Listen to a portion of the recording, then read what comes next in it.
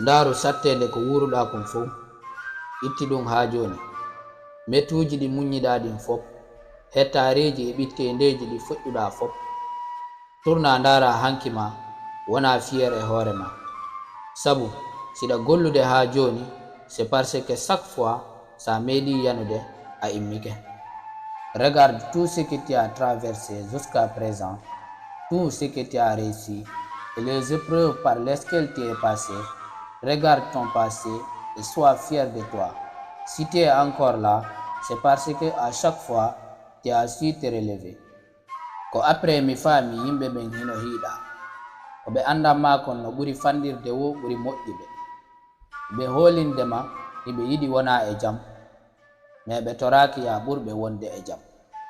J'ai compris que les gens sont très jaloux et que moins ils s'en savent, mieux c'est. Beaucoup veulent que vous allez bien, mais pas mieux que. 2025, 2026, 2027, fop no fotanami. Objectif on ko goto, woni kutagol million ji ɗin yaha ha joa. 2025, 2026, 2027, qu'importe l'année. L'objectif c'est de niquer toutes les millions et me barrer d'ici.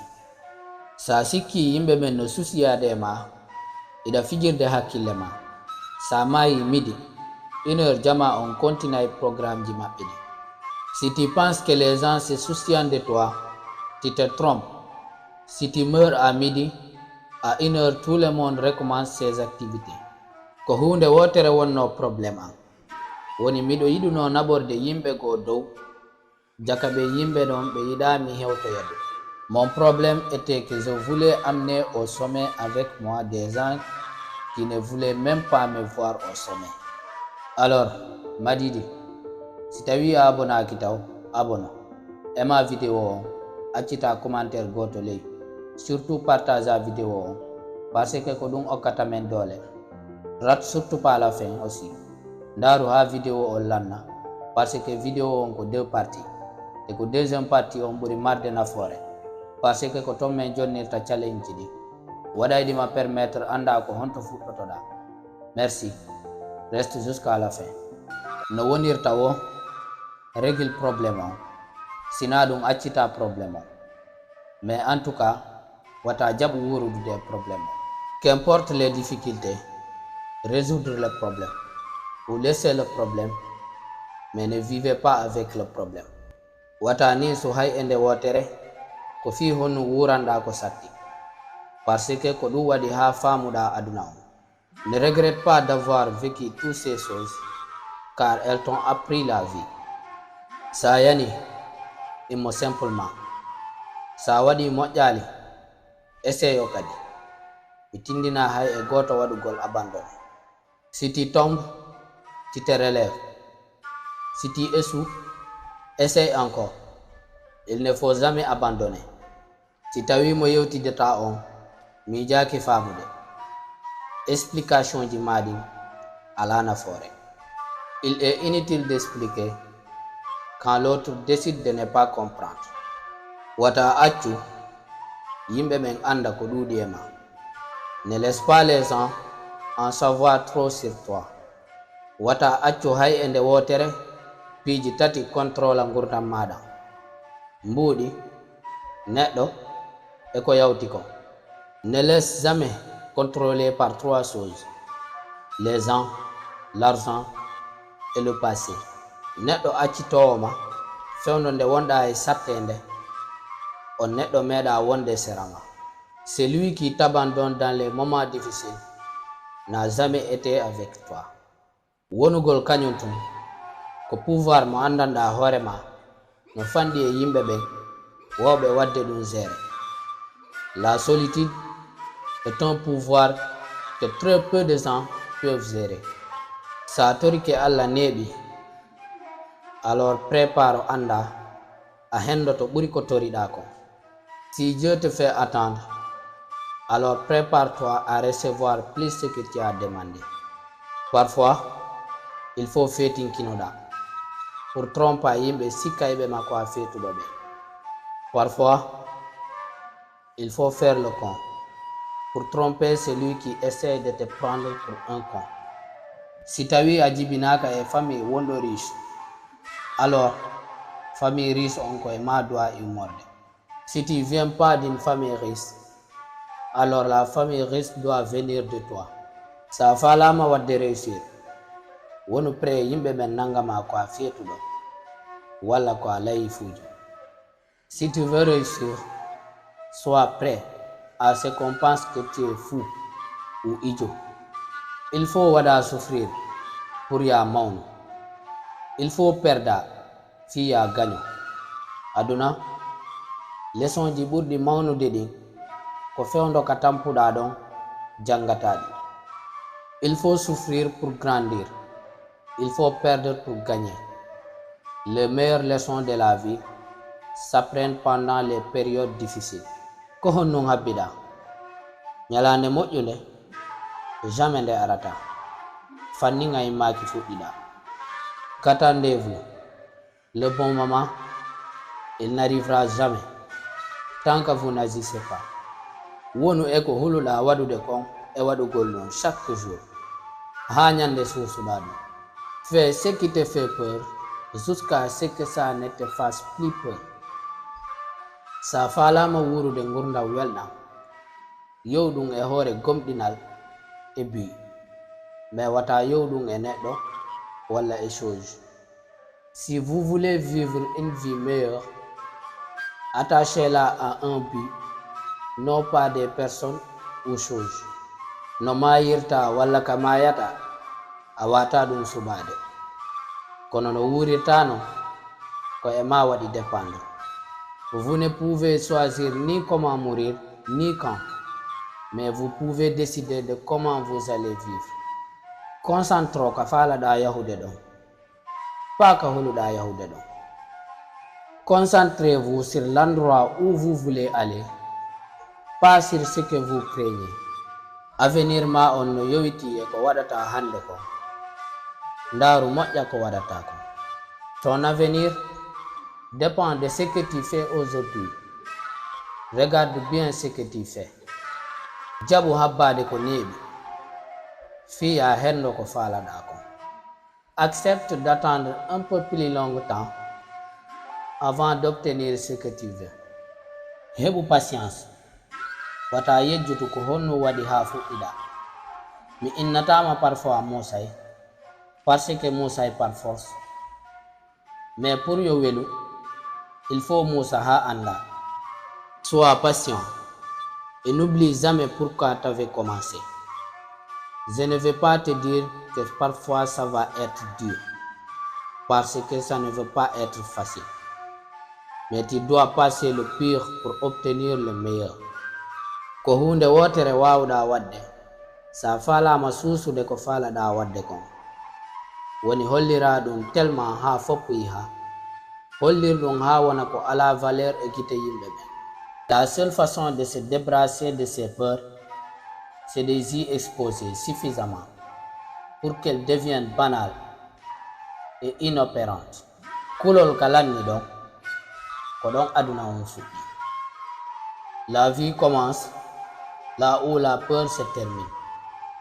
Sa falama wadde réussir, il faut para pour ya wonu neɗɗo mo hay goto watta comprendre pendant longtemps.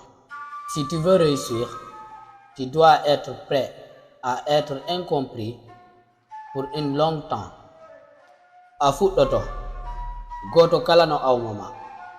Si yehi ha a réussiri, non ɓe wi'a neɓi komi hoolima. Tu te lances, on se moque de toi. T'as réussi, et là on te sort qu'on a toujours cru en toi. Ta waɗu ka hoorema a waɗi erreur.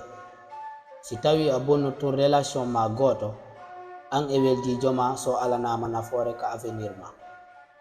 A waɗi ko moƴƴi, mon frère. Ne vous sentez pas coupable d'avoir mis fin à une amitié qui n'était pas bon pour ton avenir. Tu as bien fait. Wihoɓe ma a wata ɓen fop ɓe hulay wata waɗu. Ceux qui disent que tu ne peux pas le faire ont trop peur que tu le fasses. Wata compare hoorema e heddiɓe ɓen, parce que mo be e rôle mo jouata. Ne vous comparez pas aux autres. Chacun a son propre rôle à jouer. Siɗa gollude fi mbuɗi tun, jamais a hewtata ka sutiɗa ɗon. Si vous travaillez juste pour l'argent, vous n'y arriverez jamais. Sa yehi école ɓe jannete wondema échec moƴƴa, mais ka aduna ɗo mi haalanama nana ko échec ji maɗin tun wawɗa jangude. À l'école, on nous apprend que l'échec est mauvais. Dans la vie, c'est comme ça qu'on apprend. Si Allah okkitima sens, wata waɗutu ereji ɗi waɗunoɗa ka arande lawol. Quand Dieu vous donne un nouveau départ, ne répétez pas les anciennes erreurs. Siɗa mari anniye waɗugol atteindre certains objectifs jani golla ha maya wana suwama, mais koko duwaɗa wadde par force. Quand tu vis pour atteindre un objectif élevé, le travail dur n'est pas une option, c'est une nécessité. Mon frère, sens exista. Siɗa mari rêve ji, immo ɗaɓɓitoyaɗi. Mon frère, la chance n'existe pas. Si vous avez un rêve, va le chercher. Anniye o woni nawyudugol e souvenir ji, mais pas nawyudugol e rêve ji ɗi réalisaka. Le but est de vieillir avec des souvenirs, pas avec des rêves non réalisés. Alors mon frère, en hewti kalannode vidéo, et comme je le dis tout le temps, ko fermirten ko ɓuri marde nafoore, parce que watte permettre anda ka fuɗɗoɗa. Et j'espère bien que challenge ɗi mi woni jonnirde ɗi no nafudema. Si c'est le cas, accu commentaire goto ka les vidéo haalanalan ko challenge hombo ɓurma welde, ko challenge hombo respectuɗa, ko challenge hombo tampinma. En tout cas, mi etoto pour répondre au maximum de commentaires, parce que min d'habitude commentaire ji marɗi important ɗi fop mi réponday ɗi. Donc n'hésitez pas à accita commentaire goto ley. Alors, aujourd'hui nous allons parler de deux habitudes à abandonner. 1. Abandonnez votre besoin d'avoir toujours raison. Ko woni ɗum? Enen neɗɗanke Allah no tagidi en ko andanda hoorema e yiɗa goto korisay, e yiɗa hay goto wi'a en ko haaluɗon ko wonano. Pour moi, chaque jour ko enen doit marde gonga, mais dès que a waɗi ka hoorema ko a anduɗo, hakkilma kin fermoto, alors que a anda fo. Parce que siɗa anduno fo, a joɗotako ka joɗiɗa. Chaque jour hiɗa doit nangude hoorema mo anda, ko ɗum waɗata ha ɓurta andude. Waɗu ka hakkille ma miijo kala argo e ma no doit jangitede. Accepte que vos idées ne voient pas toujours les meilleures et que vous pouvez tromper. Restez esprit ouvert et soit respecter les opinions de chacun. Parce que a jangata hay fus sa sikki hiɗa andi fo. No woodi proverbe goto wihowo, sa falama wadde heureux, wata jaɓu marde gonga chaque jour. Waɗan hoorema défiji. Et tu te dis dans ta tête, à partir d'aujourd'hui, kala kami tawi yewtere, mi heɗoto, mi haalata, e mi heɗoto yimɓe ɓen. Rappelle-toi que ayɓe ma ɓen ɓe wawi yaltinandema e ellaji kon, yiɗuɓe maɓen wata yaltinandema ɗum, te neɗɗo no yiɗi heɗede. Je vous donne un exemple simple. Tu prends quelqu'un qui a fait 15 ans d'études ou 13 ans pour avoir son bac. Sa findinnomo e 0 heure, jonnuɗamo exercice goto, imo wawmamo corrigeande. Alors que ko 15 ans d'études kutimo, ça veut dire que yimɓe ɓen ko ɓe mari connaissance kon, ɓe wawi yaltinde ɗum avec plaisir, avec 0 franc aussi. Waɗu ka hoorema neɗɗo kala mo yiɗa no wodi ko duwaɗa jangude e makko. Neɗɗo kala mo yiɗa no wodi ko duwaɗa ƴettude e makko waɗa e ma. Mi haalane no ɗo proverbe goto, mi wima siɗa haalude ko anduɗa kon tun haalata, mais siɗa woni heɗiɗo iɗa mari sens molanaɗo jangugol ko a andano. Ala sens kono a jangay ko a meeɗa jangude. Et puis ala sens wona e fottigal yewta haala kan fo. on tuma a yaltinay tun a waɗata consommé alors que si a woni heɗiɗo iɗa wawi ƴettude ɗon ko a meeɗa andude. Deuxième je momi fermirta on woni abandonner votre désir d'être aimé par tout le monde. Woni wona ka aduna tun sikka foppu no duwama yidude.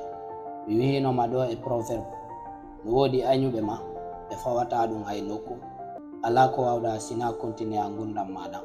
No wodi ɓe andanɗa hoore ma si ɓe marno feere a maye te a waɗa ɓe hay fus. Il faut convaincre a hoore ma ke aduna ma on fo yiɗatama te ko noon yarata ha notoɗa fure. Sa yehi ha a heɓi désir fo no duwama yiɗude ko min haalan ma manque de confiance heɓoto e ma. A fuɗɗoto gañude hoore ma fiya waɗu ko welata goɗɗo go ko ɗum pusay ma nodditagol ko a ala. A haton jinayo mi wihe Allah no wodi añuɓe mo ha joni, no wodi ɓe gomdinamo ha joni te ko Allah okkali hoore mum kon sa falama heɓude ɗum a tampina e hoore ma. Et c'est bizarre, tellement bizarre. Heɓoto e yimɓe ɓen ko lewru ha lewru yiidoton kono ka ɓe jooɗi wo ɓe haalete ko boni bonnama inde. Min o haali dow e ma ɗo sah neɓali komi faami ɗum te ko aduna wahi non kono yiruɗamo non accitirtamo. Continue a gurdam ma wuura. Cessez de penser ce que les autres attendent de vous. Apprenez à vivre pour vous et non pour les autres. Mi haalanima joni sa sikki yimɓe ɓen no susiyade e ma a fijira e hakkille ma de woni. Sa mayi e midi 1 heure fof yaha e hajuji mum. La seule personne à qui vous devez plaire c'est vous-même. Ko hoore ma tun duwama welde te ko ɗum tun mari nafoore. Ko oɗo mi fermirayno komi wihayma ko ya ɓurtu nangude juuɗe maɗen yo heddo ton kono ta accuto wela fi. C'est très difficile kono sa waɗanali hoore ma hay goto waɗantama. Donc sino wodi ko faalaɗa ka aduna ɗo immo yahana. Jonnima ɗo proverbe goto ken wees o wi sa yiɗi wakkilo no wonira riche parce que aduna o ala yurmede hay wotere e yimɓe tampuɓe ɓen. E ko gonga o ala yurmede hay wotere e yimɓe tampuɓe ɓen. Aduna ɗo hay fus hokkata mo be ko heɓi kon ko kanko ɗaɓɓani ɗum hoore makko.